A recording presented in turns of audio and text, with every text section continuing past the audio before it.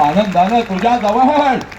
आनंदानं तुझ्या जवळ जर कोण उड्या मारत आला असेल आनंदानं तुझ्या जवळ जर कोण उड्या मारत आला असेल आणि या दोन्ही तळ हातावरती जर तुला कोणी उचलून घेतला असेल आणि तुझ्या गालावर जर पहिला आनंदाचा अश्रू कोणाचा पडला असेल तर त्या देव माणसाचं नाव साला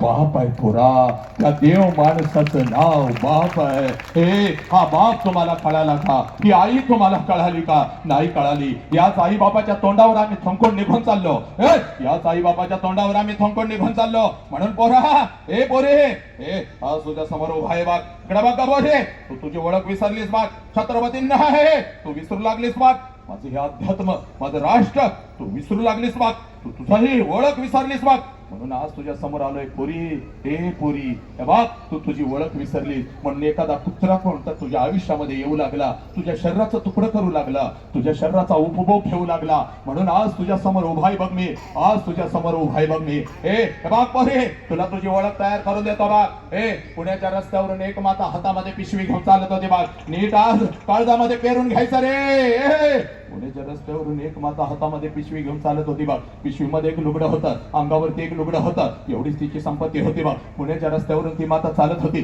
समाज तिच्या अंगावरती शेण फेकत होता समाज तिच्या अंगावरती चिखल फेकत होता दगडांचा मारा करत होता सगळं काही ती माऊली सहन करत होती एका पडक्या वाड्यामध्ये जात होते